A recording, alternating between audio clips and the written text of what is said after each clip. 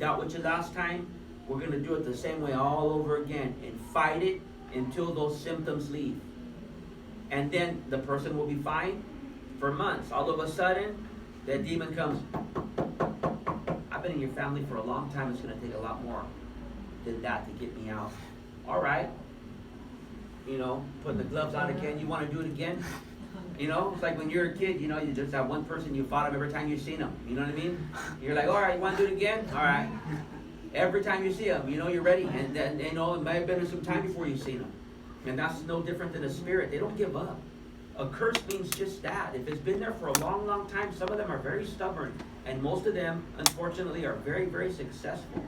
They don't just give up. You have to recognize them.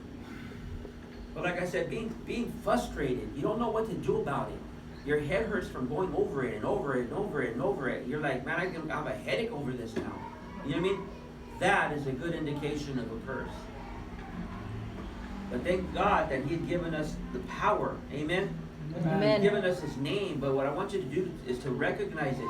See, that's the same. How that I feel that it fits into that story was, it was the lack of faith, the lack of trust in God, being able to be, you know, because of appetite, you know, physical appetite, a habit, addiction, you know, temptations. The enemy was able to move them because they did not have that foundation to understand that they were not supposed to go over there. They were supposed to stay. Better to starve there than to be fed and then get cursed on the other side, which is going back to the world, abandoning the things of God. Because that's why I said in Exodus 20, He says, if you obey. So His job is to get us to disobey.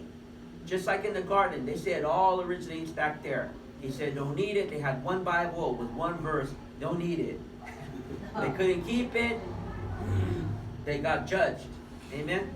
Amen.